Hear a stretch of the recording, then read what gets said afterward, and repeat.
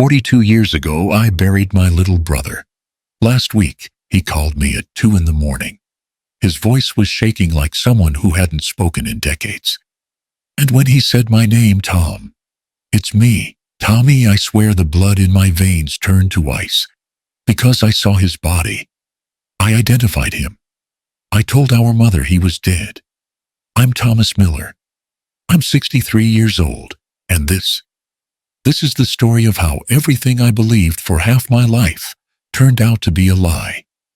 If you're hearing this, hit the like button, subscribe, and tell me in the comments where you first heard my story. I want to know how far the truth has traveled and how it all sounds when it's no longer just my nightmare.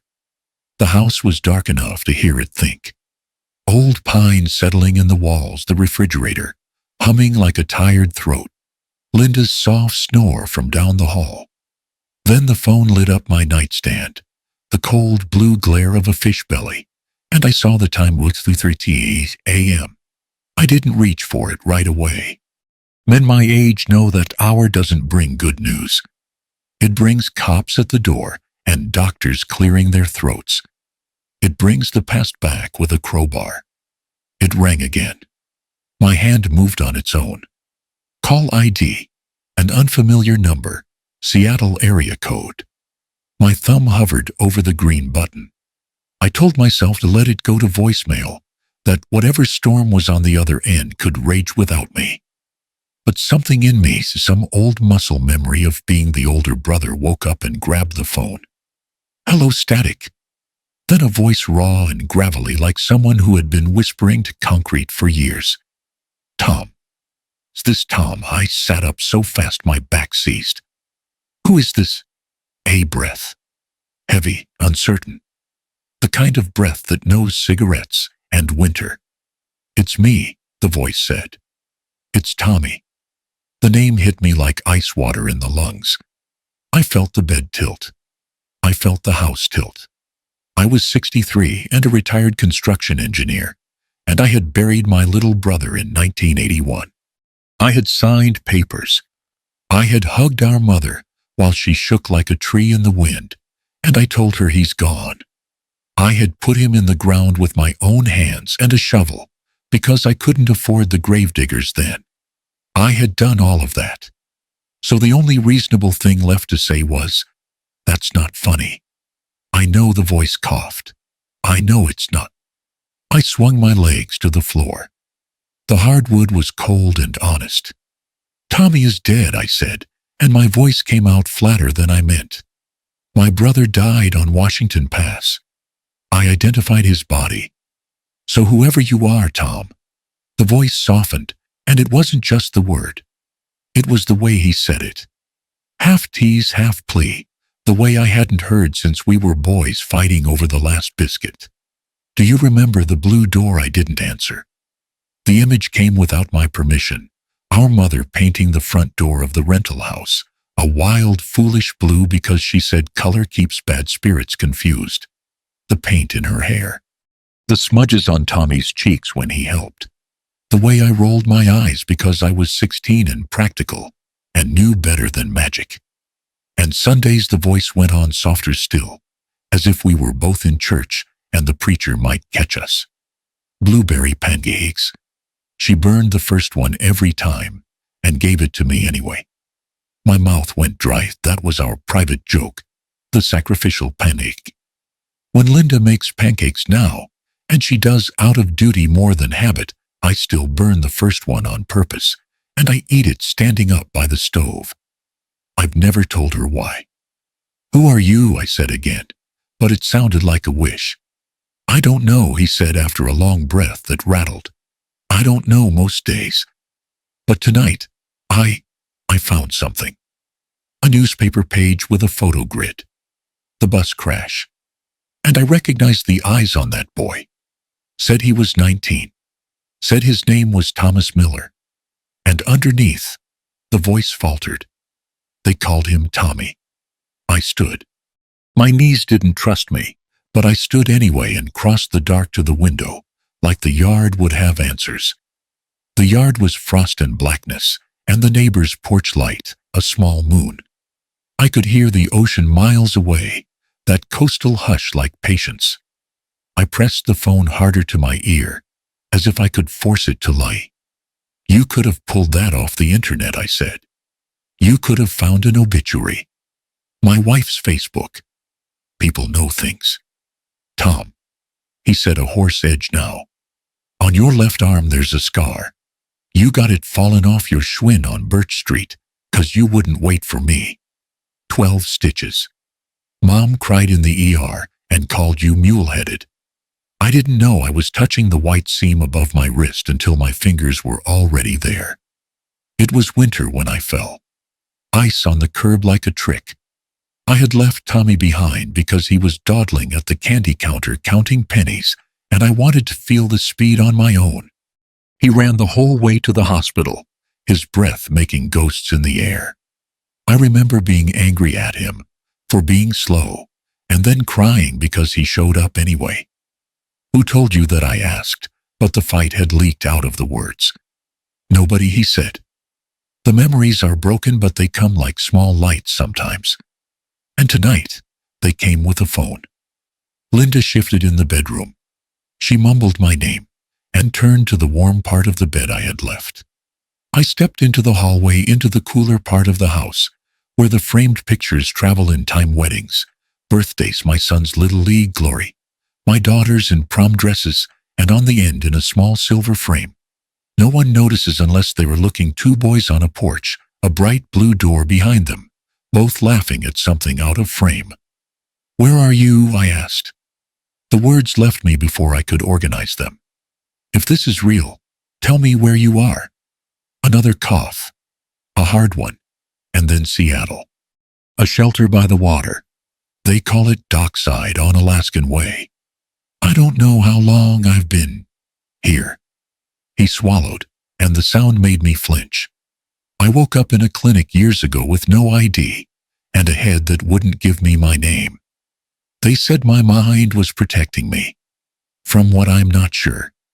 I closed my eyes. Washington Pass. December 81, the bus sliding like a bad idea across black ice. Seats tearing loose, windows exploding cold. 17 dead, they told us. That number had been my mattress for 42 years, thin, lumpy, impossible to sleep on. I had gone to the county morgue by myself because our mother couldn't breathe in the car. I saw a body that winter had already made into something else. I said yes, because I needed the world to stop shaking. The clerk wrote it down. I signed. Done. No. Or so I told myself. This could be some cruel thing. I said more to the night than to the man. You could be anyone. I know. His voice didn't argue. I don't want your money, Tom. I don't want anything but. I needed to call the person under that photo. Because if I am him, then the man you put in the ground. He didn't finish. I leaned my forehead against the cool window. The glass smelled faintly of salt and old cleaner.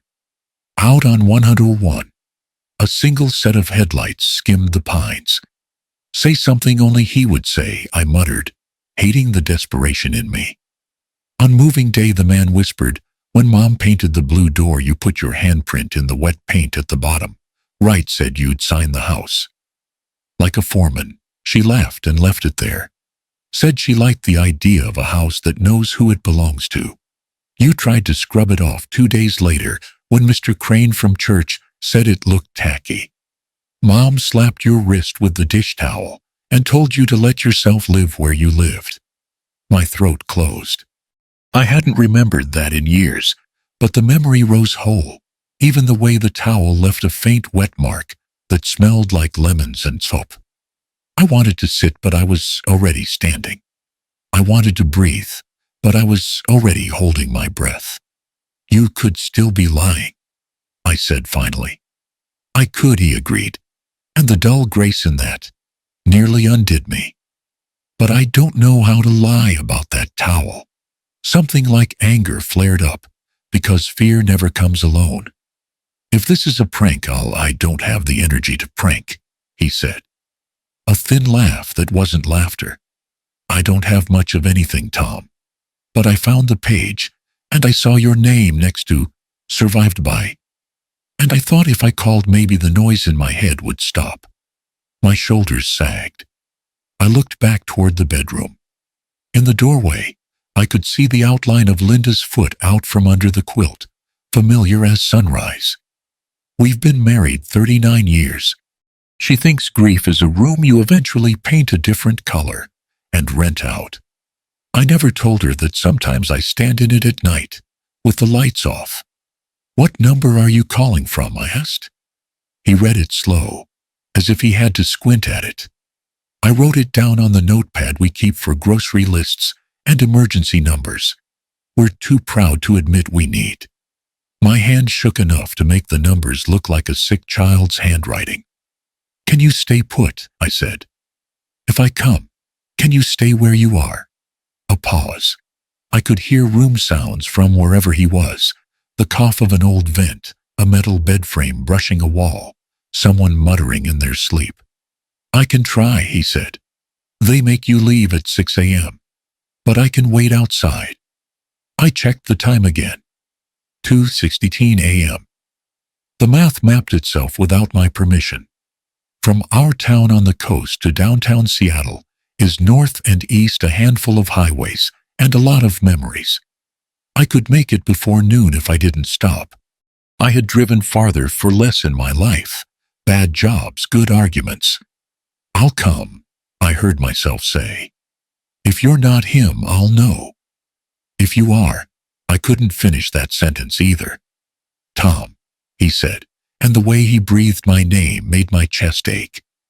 "Before you hang up, tell me something." He sounded shy suddenly, the way boys do when they need a favor. "Do I have anyone? Besides you, you have a sister-in-law who bakes when she's worried, 3 grown kids who ask about an uncle they never met because I talk like he's in the next room, and a grandson who doesn't know he's named after a ghost." I said, surprising myself with how quickly it came. "You have a place at our table. If you're him." Silence, and then the sound of him breathing, tired, uneven but there. "I think I'm him," he whispered, like a man attempting his own name for the first time. "I think I was once." I pressed my thumb against the blue end button, and didn't. The night pressed in. The house waited. Somewhere a coffee maker in my future hummed alive. "What do you look like?" I asked quietly. "Old," he said, and there was a smile tucked under the word that hurt worse than the grief. "Older than I should be. Weathered. There's a line on my left forearm. Long. I don't know where it came from." I closed my eyes. 12 stitches. Mule-headed. The ER doctor's breath smelled like wintergreen. Our mother held my hand and told me to squeeze as hard as I needed. I didn't. The phone shifted against my ear as my hand finally started to shake for real. A cough rattled down the line, then another. When he spoke again, it was barely a voice at all, just shape and air. "I think I'm dying again, Tom. Please don't hang up." I left the driveway before the dawn even thought about showing its face. Linda stood in the doorway wrapped in her robe, that same look she gives me whenever the past drags me out of bed, half worry, half resignation. "Tom," she said, "please don't do anything stupid." "I won't," I lied, and pulled the door shut. The road north was a black ribbon that unspooled forever. The rain came hard for the first hour, then turned to fog, thick, low, ghost-colored fog that wrapped around the truck like it wanted to listen in. The highway lights stretched in the windshield until they looked like threads pulling me toward something I didn't understand. The radio stayed off. I couldn't stand the chatter of strangers when my mind was already screaming. Every few miles, the hum of the tires gave way to memories. Not the clean kind, the ones that show up bright and linear, but the kind that slide in sideways, all feeling before image. I saw Tommy again, 10 years old, hair sticking up in cowlicks, holding that damn wooden airplane we built together from a cereal box. He ran across the yard yelling that he'd make it fleet by. It crashed in the mud before he even got to the fence. He laughed anyway. That laugh.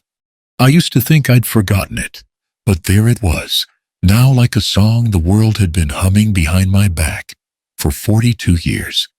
I remembered the night Dad died, too. We were still on the farm outside Wenatchee then. A heart attack. Quick, brutal. I was 16, Tommy 12.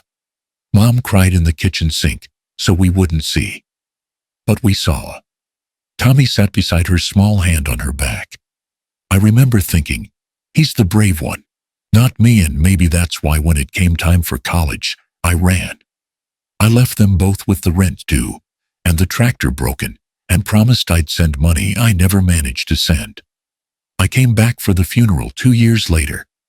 Mom's eyes were smaller then, like grief had drawn the curtains inside her.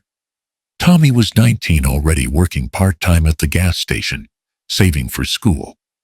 He said, "Don't feel bad, Tom. Someone had to leave." I thought he forgave me. Now I wonder if he just didn't know how to be angry. The wipers beat a rhythm against the windshield. Thump, thump, thump. And I found myself whispering into the dark, "If that's really you, little brother, why now?" No one answered. Around 4:00 a.m., I stopped at a gas station off I-5. The clerk looked half asleep, chewing something that might have been gum, or might have been regret. I filled up, grabbed black coffee, didn't even taste it. When I got back in the truck, my phone buzzed. Unknown number text. "You shouldn't come." I stared at it until the condensation on the windshield turned my reflection into a stranger. Maybe it was spam. Maybe it was him. Maybe it was something else entirely. I typed back, "Who is this?" But the message failed to send no signal. The fog was that thick. Or maybe the world was trying to make me think. By the time I hit Tacoma, dawn was smearing itself across the horizon, dirty gray, like a bruise healing wrong. My mind kept looping back to the voice on the phone. That rasp, that broken rhythm of breathing. I think I'm dying again. Again. What kind of man says that? The second text came near. "Fife, go home, Tom. He's not who you think." No number, no name. I pulled over under a dead billboard and sat there, engine running, feeling the old panic curl in my gut. The world outside was waking up, semis roaring by, birds cutting the fog like tiny blades, and I thought about turning back. But every time I pictured myself walking through our front door, telling Linda I'd imagined it, something in my chest tightened. 42 years of doubt doesn't let go that easy. So I drove. Past Renton, traffic thickened. Seattle rose ahead, jagged and steel-colored, against a sky that couldn't decide if it wanted to rain again. I hadn't been there in decades. The skyline was different, meaner. The city looked like someone who'd grown too fast and was proud of its scars.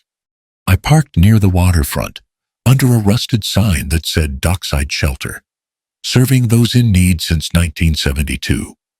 The smell hit me first, salt air and bleach coffee that had been reheated too many times.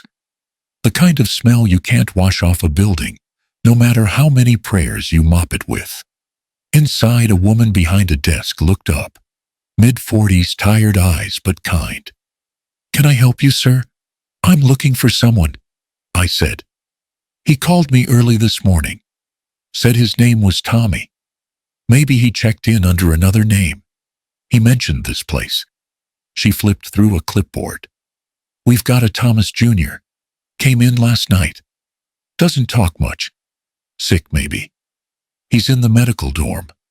Her voice softened when she saw my face. "Family. Something like that." She pointed me down a hallway lined with flickering fluorescent lights. The walls were painted a color meant to be calm, but ended up looking like the inside of a seasick stomach. As I walked, I heard sounds from the room's coughs, mutters, the tinny hum of a radio playing old country music, somewhere far off. Each step felt like walking deeper into someone else's dream. My phone buzzed again. Third message. "It's a trap. Leave." I stopped in the middle of the corridor, heart stuttering. The number was still blocked. I typed, "Who are you?" 3 dots appeared. Then nothing. Gone. I pocketed the phone and kept walking. The nurse's station passed in a blur. Room numbers bled together. I reached the end of the hall where a heavy door stood half open. A sign read, "Medical, Restricted."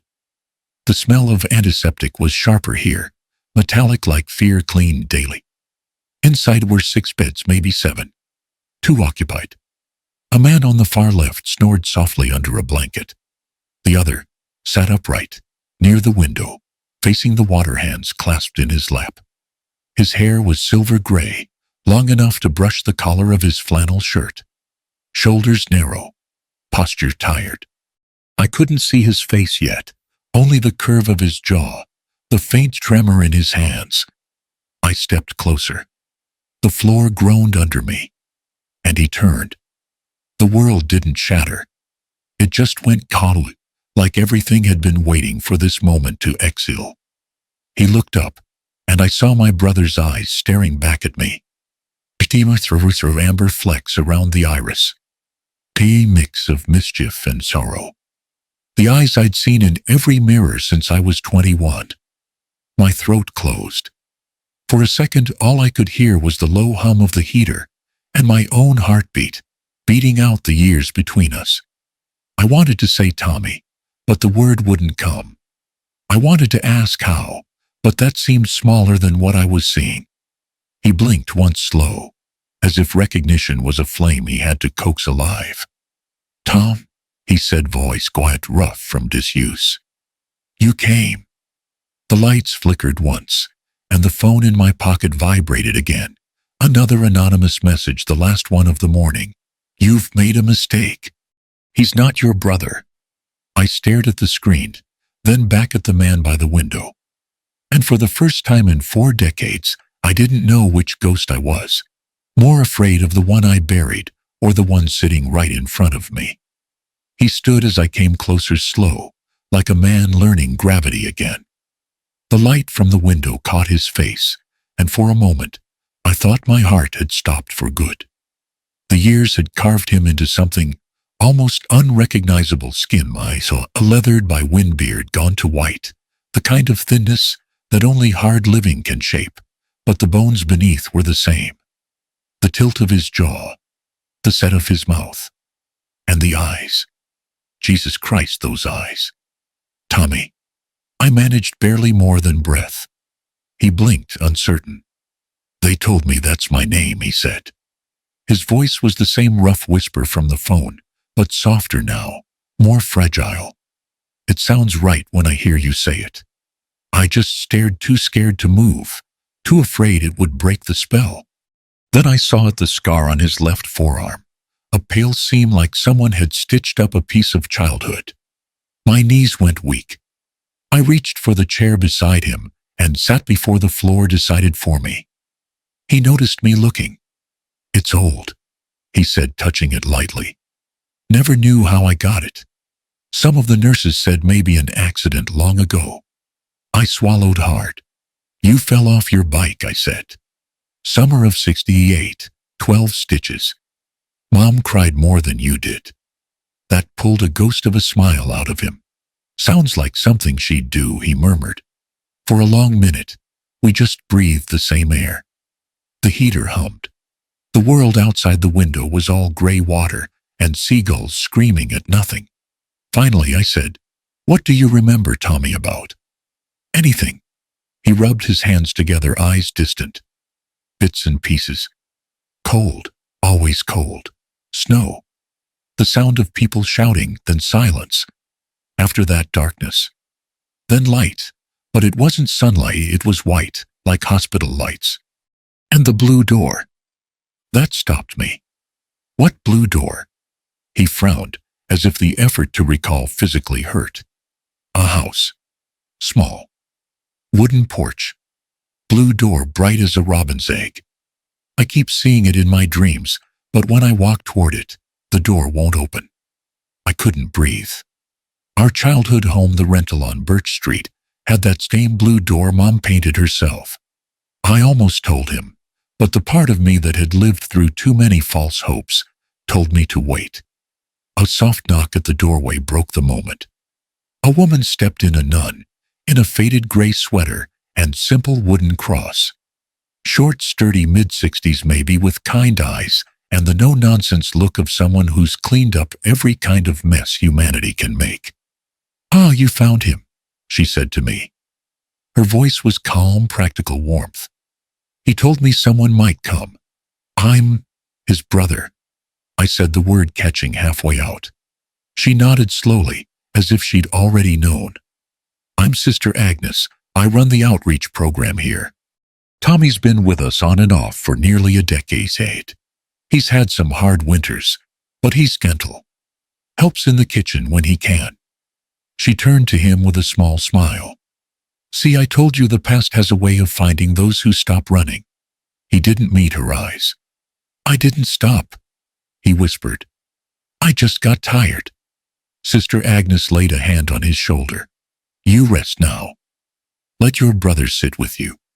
She looked at me again, her expression thoughtful. "You should know Mr. Miller. When he first came here, he had no name. We called him Thomas Jr. because he signed something that way, on a clinic form. He never could explain why." When she left, the room felt heavier. I looked at him again, searching for the boy I'd known. There was still doubt gnawing at the edges, some part of me screaming, "This can't be real." So I tested him. "Do you remember the lake cabin, the summer before the accident?" He shook his head. "No." "Do you remember Dad's funeral?" A pause. "Just rain," he said. "And you holding Mom's hand too tight." She said it hurt, but didn't let go. That detail punched through every wall of skepticism I had left. I'd forgotten that until now, but it was true. She'd said those exact words. I leaned back, rubbing my temples. My rational mind fought like hell. There had to be an explanation. Coincidence. Some con artist with access to obituaries. Maybe Sister Agnes herself didn't know she'd been fooled. But then he smiled, a little uncertain, and I caught it. His front tooth, the left one, had a tiny chip on the corner.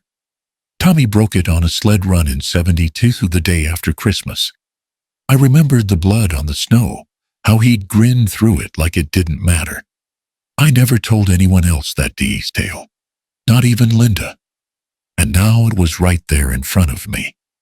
"Tommy," I said quietly, leaning closer. "That tooth. How did that happen?" He touched it absently. "Don't know. Been there as long as I can remember." The room went blurry for a second. I didn't know if it was tears or exhaustion. Maybe both. I wanted to believe him so badly it scared me. He watched me carefully. "You don't believe me," he said, not angry, just sad. "I don't know what I believe," I admitted. "If you are who I think you are, then I've been living a lie for 42 years. And if you're not, then this is the cruelest thing anyone's ever done to me." He looked down. "I don't blame you." We sat there in silence until Sister Agnes came back with 2 cups of tea that smelled faintly of mint and disinfectant. She sat with us for a moment. "He's been having flashes lately," she said quietly. "Memories coming back in fragments. I've told him to write them down, but he says the words slip away before he can finish." Tommy nodded, eyes unfocused. "They come like snowflakes," he said. "They melt when I touch them." That did something to me. Some old protective switch flipping back on. I wanted to take him out of that room, out of the city, out of every cold night he must have endured. But I also wanted proof. "I want to be sure," I said, more to Sister Agnes than to him. "There's a clinic in town that can do a DNA test. It'll tell us the truth." She nodded approvingly. "It's a wise thing. I can make the call for you if you'd like." Tommy didn't protest, just stared at his hands. "If I'm not him," he said quietly, "will you still talk to me?" I didn't have an answer, so I told him the closest thing to one. "Let's find out who you are first." When I stepped out into the hallway, The morning sun had finally decided to show up a dull coin behind the clouds. The smell of bleach followed me out like a ghost. I told Sister Agnes I'd be back after arranging the test, and she smiled, promising to keep him warm and fed. Outside, the air was wet with sea salt and exhaust. I stood by my truck for a moment, trying to let the world settle. That's when I felt it, that itch on the back of my neck, the sense of being watched. Across the street, near a newspaper stand, a man in a black coat was pretending to read. He was tall, maybe late 50s, with the kind of posture that said military or law enforcement once upon a time. He wasn't looking at the papers. He was looking at me. When our eyes met, he folded the newspaper too neatly, turned, and started walking away. Not fast, not slow, just certain. My phone buzzed again in my pocket. No name, no number. "You're not supposed to be here, Tom. Leave him where you found him." I looked up from the screen. The man in the black coat had disappeared around the corner. I stood there, heart thudding in my chest, the message burning on the display.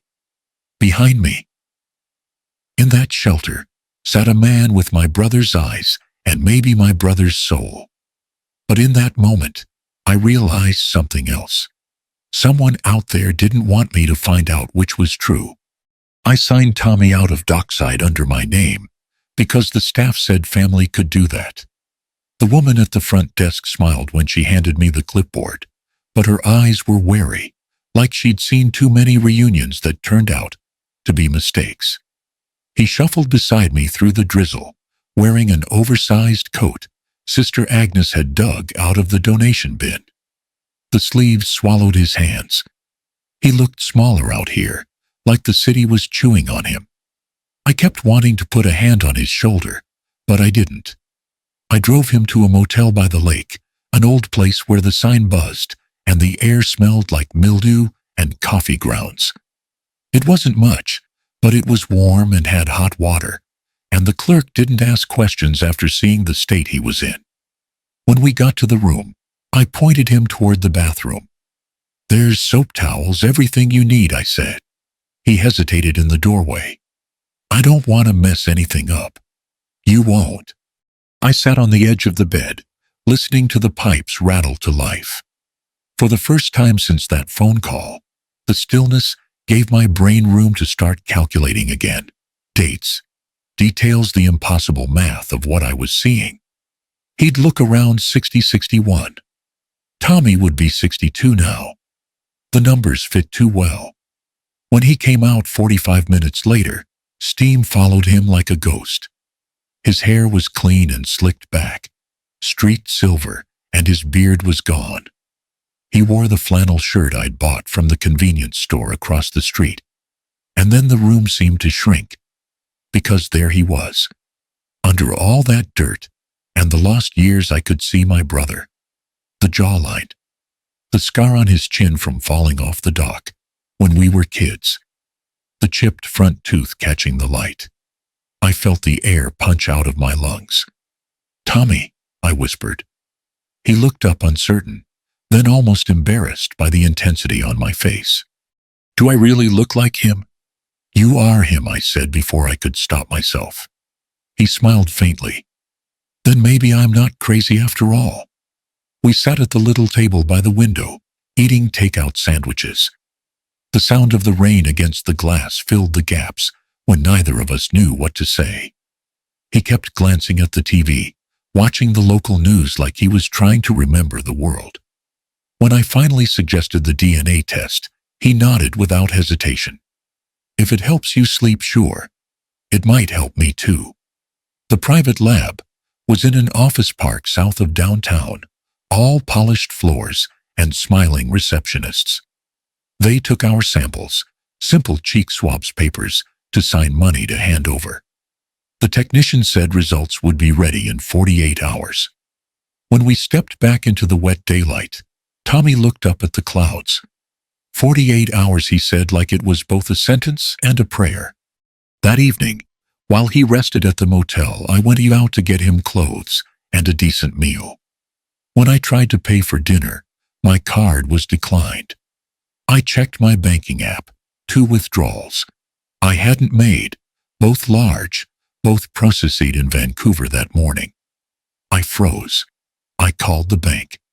After 10 minutes of scripted apologies, they confirmed my account had been accessed from an unrecognized device. They advised me to change all passwords. I hung up feeling the cold creep deeper into my bones. When I returned, Tommy was sitting by the window staring out at the water. "Someone tried to hack my account," I said. He didn't turn around. "You think it's about me? I don't know what to think." That night, I placed my phone on the dresser.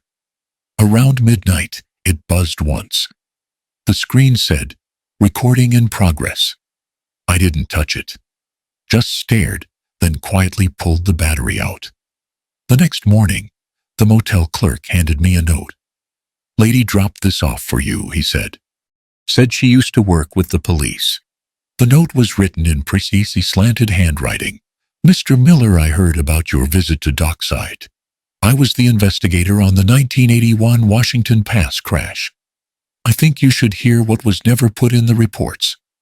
Elaine Peterson, retired Speedy Coffee. 10 a.m., Pike's Diner." I went. Elaine Peterson looked to be in her late 60s, dressed in a brown trench coat that had seen more weather than I had. Her eyes were sharp, the kind that missed nothing. "Mr. Miller," she said, shaking my hand with a firmness that told me she hadn't fully retired. "You're looking for answers about your brother." I nodded. "If that's who he really is?" She stirred her coffee, watching the cream swirl like a storm. "I worked that crash. 17 confirmed dead. But there was an 18th body we never identified. And one passenger listed on the original manifest disappeared before the final report was filed." I stared at her. "Disappeared how?" "Removed," she said. "From the records." Quietly. I didn't notice until months later when the case was closed. I filed a complaint. Got reassigned within a week. Why? Because Evergreen Transport Company that owned the bus was being sued by half the families. They were going under. If word got out that someone might have survived that, their safety protocols were worse than we thought. She let the rest hang in the air. My stomach turned. "You think they covered it up?" She leaned forward. "I don't think. I know. That company was run by a man named Ray Dawson. He had friends in law enforcement, in City Hall, everywhere. He made the problem disappear. By hiding a living passenger. Or using him," she said quietly. "There were rumors of labor camps in the northern woods, unregistered logging sites, cheap manpower for dangerous work. People who couldn't go to the police because they didn't know who they were, or because no one was looking for them." The world felt suddenly too loud. The clatter of plates, the hiss of the espresso machine, it all sounded like static. Elaine looked at me closely. "The man you found, how old is he?" 61, maybe 62. She nodded slowly. "Right age." "And that missing passenger, Thomas Miller, 19. He was the only one unaccounted for after the revisions." My mouth went dry. "Are you saying my brother was the one who disappeared?" "I'm saying someone made him disappear," she said. "And if he's back now, someone out there won't like it." Her words dragged a shadow across the diner booth. As I left, she called after me. "Mr. Miller, don't trust anyone who contacts you about the case. Not even the police. The file was sealed. Someone wanted it buried for good." Back at the motel, Tommy was to be seen. I stood there for a long time, just watching him breathe, remembering the kid who used to snore with his mouth open in the next bed over. Outside, the parking lot was empty except for a dark sedan, parked under the flickering streetlight. It hadn't been there earlier. The windows were tinted, engine off. When I stepped toward it, the driver's door opened just enough for a camera lens to flash once, click, and then the engine came alive. The car rolled away into the fog taillights, fading like two red eyes retreating into the dark. Inside my chest, something cold and certain settled in. If what Elaine said was true, my brother hadn't just survived that crash. He'd been kept alive so that the truth could stay dead. 2 days later, the call came. Mr. Miller, this is Dr. Chen from the Seattle Gene Tech Lab. The results are in. Her tone was professional flat. Mine wasn't. Tell me straight. The probability of full siblingship between you and the second sample is 99.97%. She hesitated as if to give me room to breathe. In plain language, Mr. Miller, you and Mr. Miller are brothers. The phone nearly slipped from my hand. For a second, the motel room blurred walls, carpet, everything dissolving into that one impossible truth. 42 years of grief collapsed into silence. I turned to Tommy. He was sitting on the edge of the bed, hands clenched like he already knew. It's you, I said. It's really you. He let out a soft laugh that broke halfway through. Guess I'm not a ghost after all. I sat beside him, and for a while neither of us spoke. Outside, the rain tapped the window, like it wanted to come in and listen. Then he said almost to himself, I remember the truck. I turned. What truck? The night of the crash. He said slowly, the words coming in fragments, fragile but growing sharper. The bus slid off the highway. People were screaming, glass breaking. I got thrown clear into a snowbank, I think. Everything was white, just snow, and headlights dying out one by one. I remember trying to call for help, but my mouth wouldn't work. Then someone found me. A man. Big guy, heavy coat, smelled like diesel. He looked up at me, eyes wide, as if the memory frightened him. He said he'd take me to help. But he didn't take me to a hospital. He drove north. I remember the road signs, hope litten, then nothing. Trees, always trees. I could feel my heartbeat in my throat. Do you remember his name? He shook his head. I called him Redcap because of the hat he wore. He said I owed him for saving me. Said I had to work it off. Work it off, Tommy nodded, trembling. He took me to a camp. In the mountains. There were others there. Men who didn't talk much. Some didn't speak English. We built roads, cut timber. If you got sick, they gave you pills and sent you back to work. If you tried to leave, his voice broke. They made sure you didn't. I couldn't speak. My chest felt like it was filled with wet cement. They told me I was lucky, he whispered.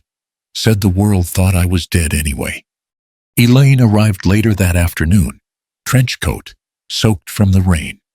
She didn't knock twice. You need to hear the rest, she said, closing the door behind her. I told her about the DNA results. She nodded as if confirming something she'd known all along. Then it's time you learned what really happened in 1981. She sat at the small table, took out a folder, so worn the corners were soft. Evergreen Transport wasn't just a bus company, she said. They owned freight trucks, supply lines, and a few temporary labor contracts with private logging operations in British Columbia. On paper, they were clean. Off paper, they ran ghost camps, cheap labor for remote timber deals that never showed up in tax records. She slid a photo across the table. It was black and white, grainy. A group of men in flannel shirts, faces blurred by age and snow. This was taken by a wildlife officer in 1984. That's one of the camps. We never identified the workers. Tommy's hand trembled as he touched the photo. That's it, he whispered. That's where I was. Elaine looked at him gently. You weren't supposed to live long enough to tell anyone. Then she did something I didn't expect. She reached into her coat pocket and laid an old police badge on the table, her name engraved beneath the seal. I've carried this too long, she said. Back then I was still new to the force. When the crash happened, we were under pressure to close it fast. The company had insurance lawyers breathing down our necks, politicians calling the chief. They needed the file clean. Her voice shook now, the veneer of control finally cracking. They told me there was one body left unclaimed, no dental match, face too damaged. The coroner was ordered to list him as Thomas Miller, identified by a brother's statement. Your statement. I felt the blood drain from my face. You're saying I identified the wrong person because someone told you to let me? Yes, she whispered. They showed you that body because they knew it couldn't talk back. And I signed off on the paperwork. The room went silent, except for Tommy's ragged breathing. Elaine looked at me, with eyes that had seen too much regret. I tried to reopen the case in '85. My partner got reassigned to narcotics. I was transferred to property crimes, and all the evidence disappeared. They called it an administrative error. I wanted to scream to break something, but the anger was too heavy to lift. Who was behind it? Ray Dawson, she said. And his legal team. They paid settlements to most of the victims' families. The rest just wanted it over. Tommy looked up, voice barely audible. They took everything from us. Elaine nodded. They took 40 years of your life. That night, I couldn't sleep. I sat by the window staring out at the lake, while Tommy snored softly behind me. The reflection in the glass showed a man who no longer recognized himself. I'd spent my life building things, houses, bridges, roads, and now I realized all of it was sitting on a foundation of lies. By dawn, I'd made up my mind. When Elaine came by the next morning, I was ready. We're reopening the case, I said. I'll go public. We'll sue Evergreen. Every damn one of them. She hesitated. Tom, you don't understand how deep this goes. Dawson died 5 years ago, but his son runs the company now, bigger than ever. If you push this, they'll come for you. They already have, I said, showing her my phone. Another message had arrived overnight. You're making a mistake, Mr. Miller. Some graves should stay closed. Elaine looked grim. Then you're closer to the truth than I thought. That afternoon, I contacted a lawyer I trusted from my engineering days. We began drafting the first lawsuit, wrongful concealment, negligence, corporate fraud. 2 days later, Elaine called me, her voice thin and trembling. Tom, one of the men from my old team, Sergeant Miller, he's gone. No trace. His apartment's been cleared out. Then another call came. The coroner who'd signed Tommy's death certificate had been found dead, suicide, they said. The walls were closing in again. I looked over at my brother sitting by the window, with a blanket over his shoulders, watching the rain, like it was the only thing that still made sense. They're trying to erase it all again, I said. He nodded, eyes hollow. They won't stop until the truth dies with us. I reached across the table, took his hand. Then we won't let it. The truth had already taken 40 years from us. It wasn't going to take one more. No one wanted the case. Every lawyer I spoke to listened just long enough to realize the scope of it. The missing records, the dead witnesses, the 40-year gap, and then politely slid my folder back across the desk. Too cold, one said.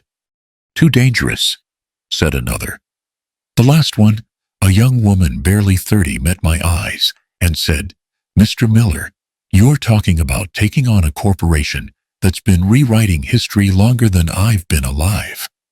By the fourth rejection, I wasn't angry, just tired. Back home in Oregon, Linda waited on the porch, arms, crossed, eyes red from sleepless nights. She didn't hug me when I got out of the truck. She just asked, how much more of your life are you going to let that ghost take from you? I told her everything. The DNA test, the logging camps, the files Elaine had shown me. She listened without interrupting, then said softly, Tom, please stop. You found your brother. That should be enough. It's not enough, I said. You see, they stole 40 years from him. Someone has to answer for that. Someone, she snapped. You don't even know who. These people aren't ghosts, they're wolves. They'll eat you alive. Her fear sat heavy between us. I wanted to tell her she was wrong, that justice still mattered, but part of me wasn't sure anymore. Tommy had been living with us for 3 weeks, then slowly learning how to be in the world again. He'd started tending the garden, fixing the loose boards on the porch, trying to fill the spaces time had left empty. Sometimes I'd catch him standing in the rain, face turned up to the sky, like he was trying to remember what it felt like to belong. But the nights were harder. I woke one morning to the sound of shouting. I found him in the backyard, barefoot in the mud, eyes wild, swinging at invisible shapes in the air. "Get back!" he screamed. "Don't take me again." I ran to him, grabbed his shoulders, but he fought like a trapped animal. Then he collapsed, trembling, sobbing against me. Rain poured harder, soaking us both. I pulled him close, whispering over and over, "You're home now, and I won't lose you again. Do you hear me? Tommy, never again." He clung to me like a child, and I held on until the storm passed inside and out. Later, Dr. Walsh, the therapist Elaine had recommended, called it a trauma flashback. She said it would take time, maybe years, for his mind to separate memory from fear. But time wasn't something the universe seemed willing to give us. 2 days later, Sister Agnes's name showed up on the evening news. Fatal car accident, suspected hit and run. Her old blue sedan had gone off a mountain road outside Seattle. No witnesses, no skid marks. The police called it driver fatigue. Elaine phoned that night, voice shaking. "That's no accident, Tom." Agnes was careful. She told me she'd found something in the shelter's archives, old ledgers, donation records. She was supposed to meet me tomorrow to hand them over. I stared at the rain running down the window pane, feeling the familiar cold climb up my spine. "So they are still watching?" "Yes," she said. "And they are cleaning house." That night I sat at the kitchen table long after Linda went to bed, the house silent. Except for the clock ticking like a heartbeat I couldn't turn off. I thought about all the people who'd tried to help us, how they were vanishing one by one. I thought about Sister Agnes, her steady hands and kind eyes, the way she'd smiled when Tommy remembered a piece of his past. And I realized the truth had a price, one I might not be able to pay. But there was no going back. The next morning I walked out to get the paper, and something was sitting on the porch step, a manila envelope wet from the night's rain. No return address. Inside was a single photograph, creased and yellowed, the kind printed from film. It showed a logging camp, snow on the ground, men in heavy coats, stacks of cut timber behind them. In the center stood a young man with a scar on his chin and a chipped front tooth, holding an axe. Tommy. Year stamped in the corner, 1984. Below it, in shaky handwriting, "They never let us leave." My hands shook so badly I almost dropped it. Somewhere behind me, Tommy's voice drifted from the hallway. "What's that, Tom?" I turned the photo face down before he could see it. "Nothing you need to remember," I said. But my mind was already racing, because whoever had taken that picture was still out there, someone who'd seen what happened and lived long enough to warn us. And someone else wanted to make sure we never found them. Elaine met me in a small diner off the interstate, the kind of place where the coffee is bad but the booths are deep enough to make you feel real. She slid a folder across the table. "You need to see this." Inside were names, 10 of them, typed on yellowing paper. At the top, Evergreen Transport, Maintenance and Recovery Personnel, 1981-1982. These men were listed as cleanup crew for the Washington Pass accident, Elaine said. But none of them ever filed official reports. 4 are dead. 3 disappeared. The rest off the grid. Off the grid, I asked. Living under new names, fake retirements, offshore accounts. She said, sipping her coffee like it was whiskey. But I found one who didn't hide well. His name's Ray Dawson. He was a senior logistics officer back then. He now owns Dawson Infrastructure Group, Construction shipping energy. Net worth about $3 billion. The name hit me like a nail through the chest. The same Dawson you mentioned before.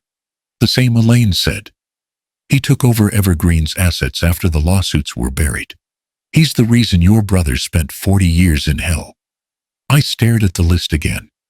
So he's still out there playing philanthropist while my brother's life rotted away in the snow.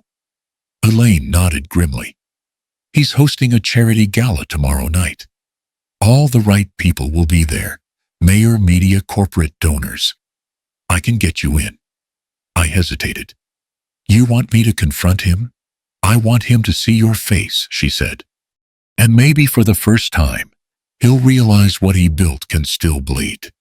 The ballroom at the Bellevue Grand Hotel smelled like money and champagne, two things that never mixed well with guilt.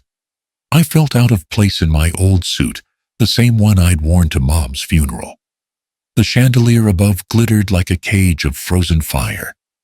Elaine moved through the crowd beside me, quiet but sharp, scanning faces. There she whispered, nodding toward the stage. Ray Dawson was older than I expected, 70, maybe 75. White hair slicked back, tan too, even for the Pacific Northwest. He looked like the kind of man who'd learned early that remorse was bad for business.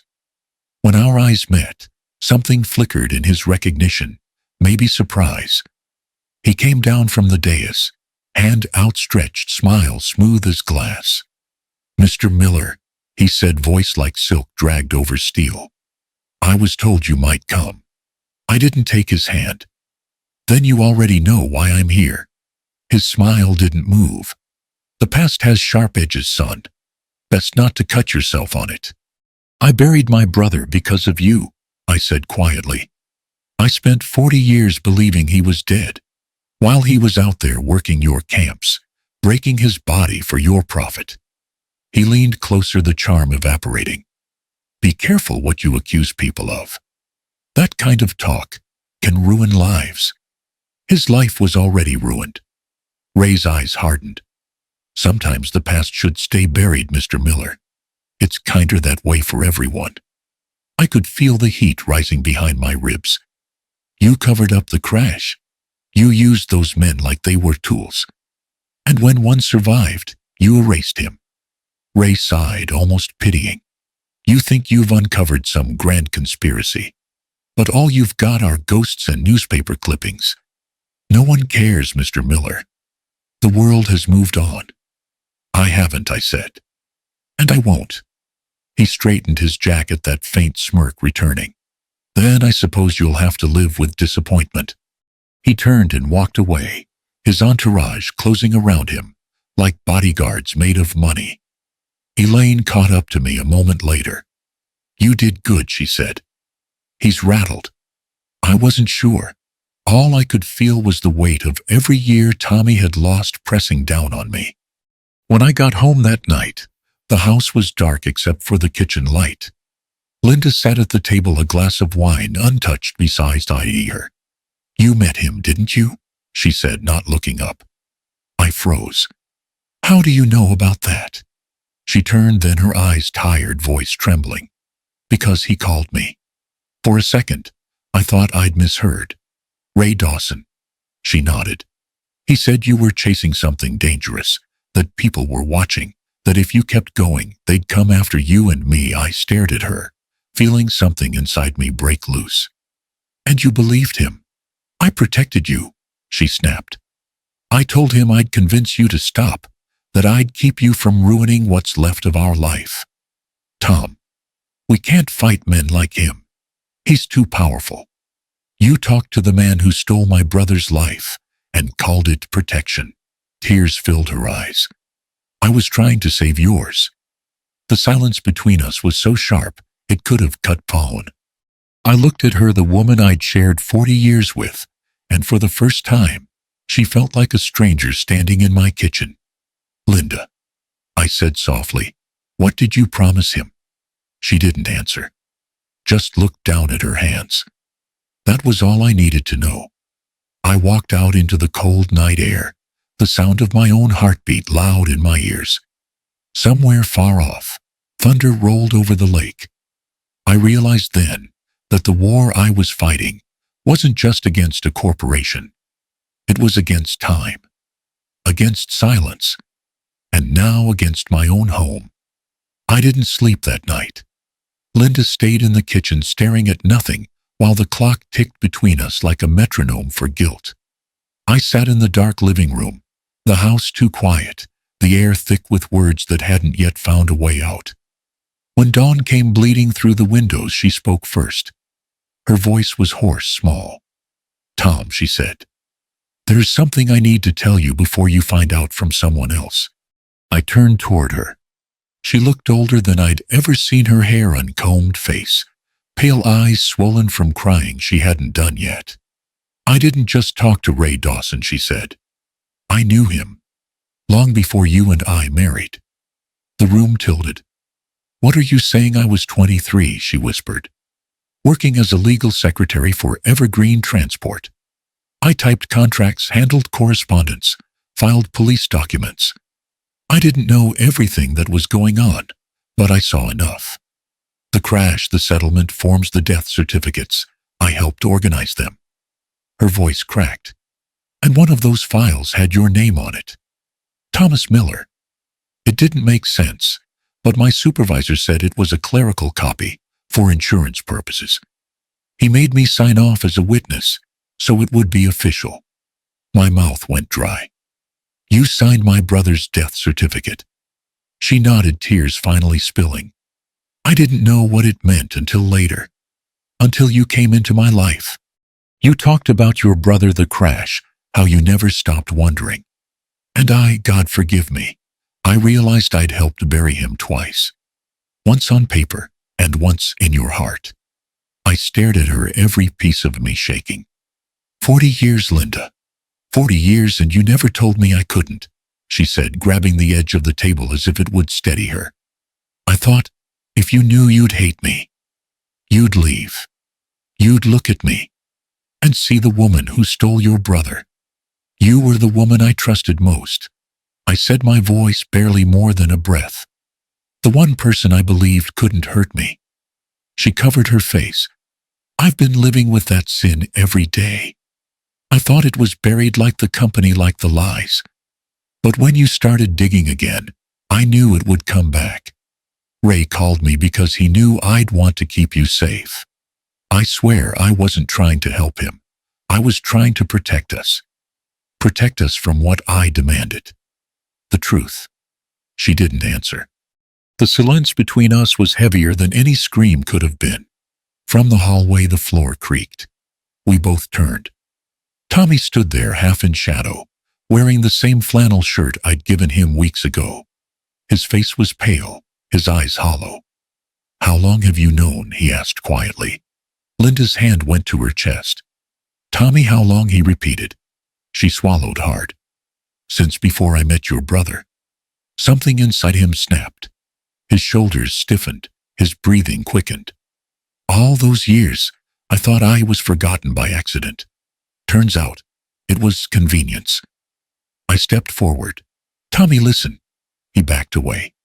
"No, you listen. You both made peace with my grave. You built a life on it. Don't," I said, reaching out. "She made a mistake. We all did." He shook his head, tears cutting lines down his face. "A mistake doesn't last 40 years. Before I could say another word, he turned, grabbed his jacket, and was out the door.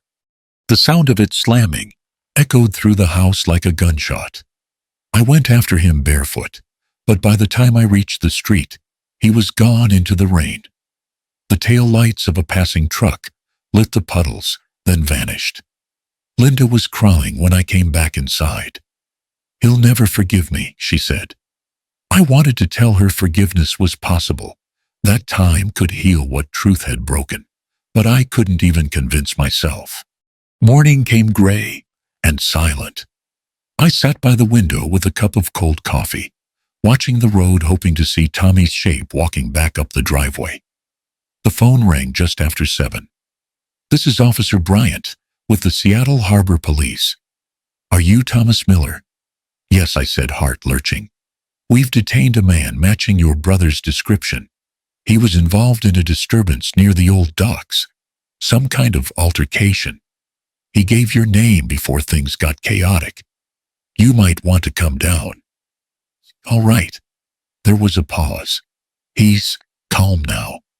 Just come to Pier 40." I was out the door before Linda could say a word. The drive felt endless. Rain blurred the lines on the road, the wipers squealing like old ghosts. Every part of me wanted to believe this was a misunderstanding, that I'd find him sitting quietly, ready to come home. But when I arrived at the station by the harbor, the desk sergeant frowned at my name. "Miller. The one from the port incident." "Yes," I said. "My brother. You have him." The officer checked his screen, then frowned deeper. "He was here an hour ago. But when we went to transfer him to holding, he was gone." "Gone?" The man nodded. "No record of release, no cameras either. System glitched at exactly 6:43 a.m. I felt my knees weaken. "You're telling me he vanished from inside a police station?" The officer hesitated, then said quietly, "Off the record, sir. There was a black SUV waiting outside right before the outage. Government plates. Then nothing."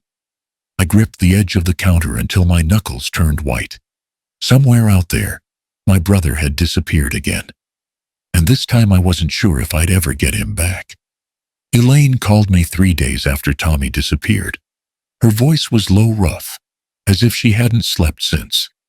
"Tom," she said, "I found something. You need to come." I drove north again, past the same dark fir trees, the same ghost of a highway that had swallowed my brother 42 years ago. Elaine met me at a gas station, just outside the Cascades.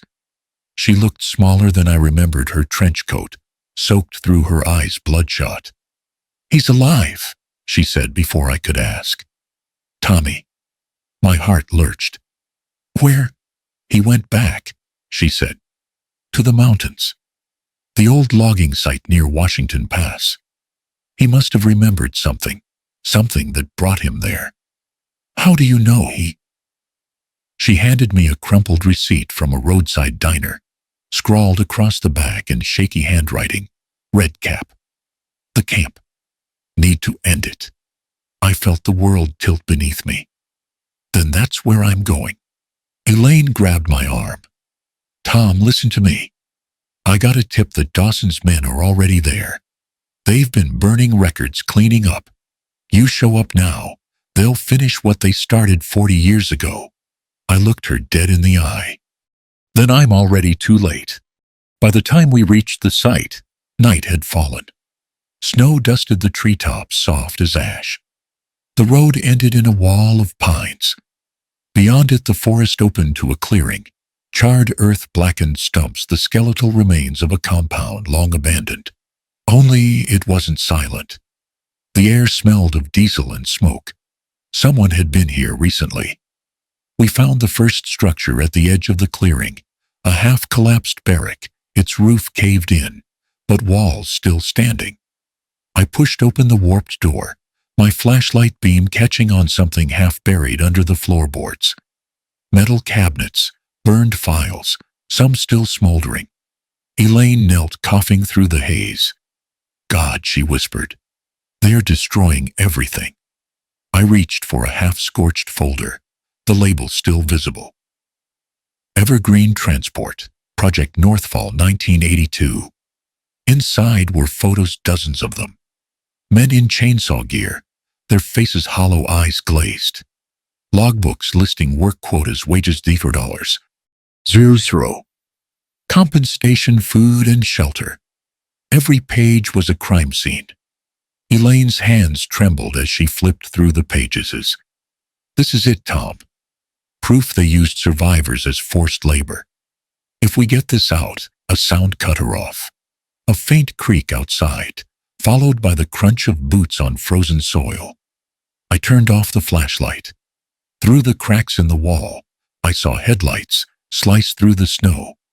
A black SUV idled near the main lodge. 2 men stepped out, followed by a third figure, older, hunched, but unmistakable. Ray Dawson. And next to him, restrained by 2 guards, Tommy. Jesus Christ, I whispered.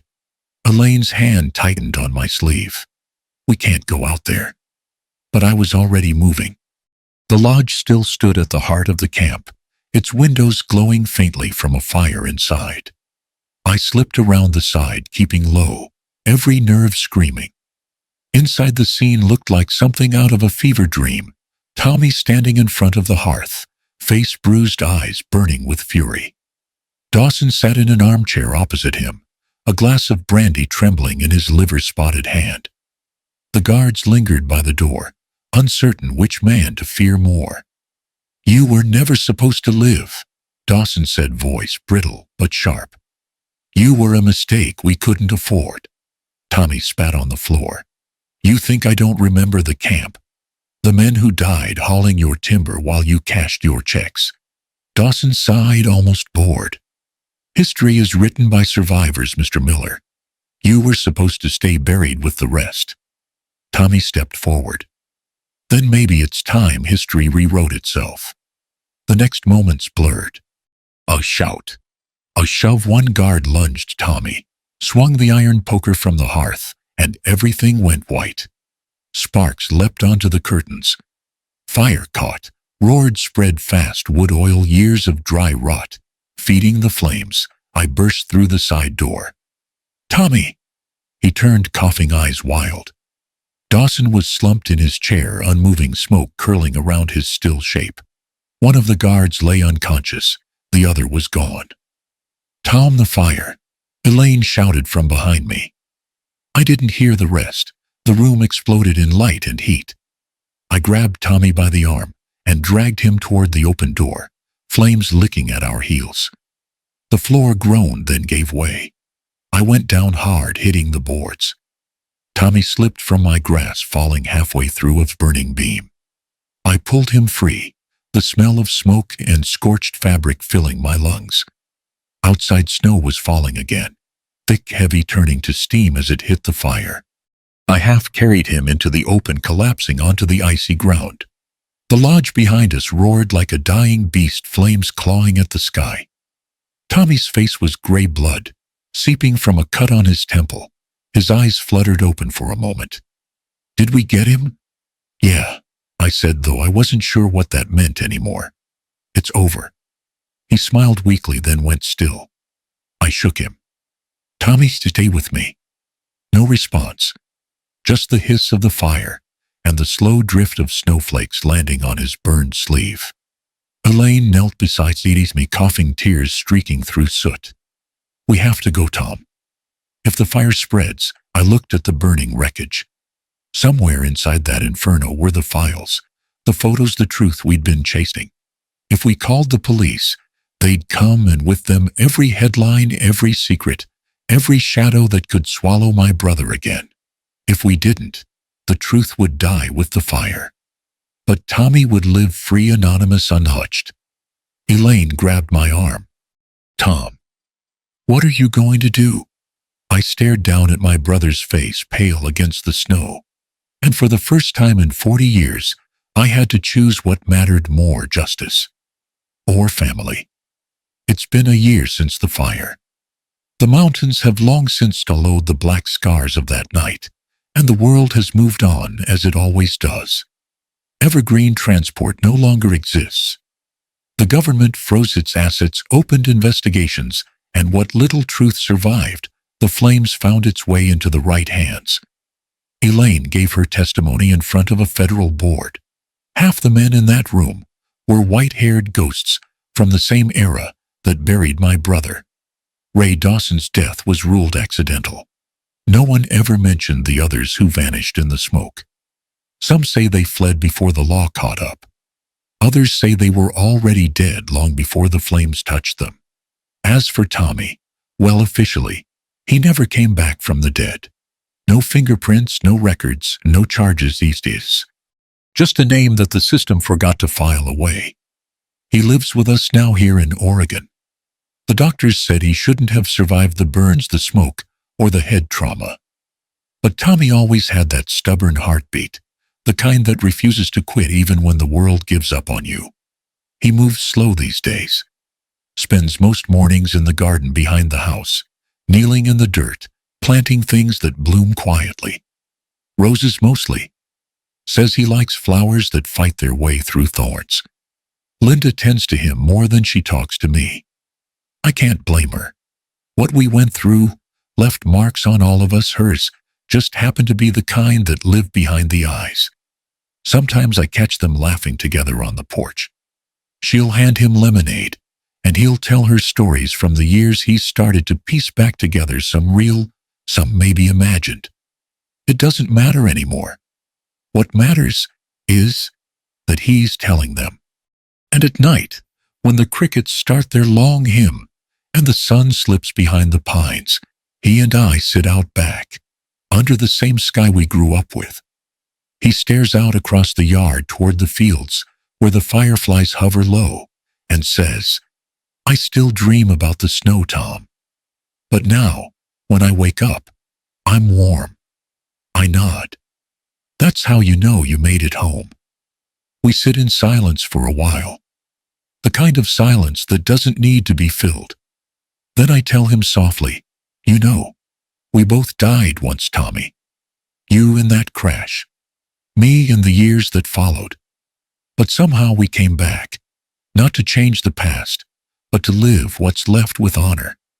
He looks at me, his eyes the same shade they were at 19, only wiser now, steadier. "You think Mom would have forgiven us?"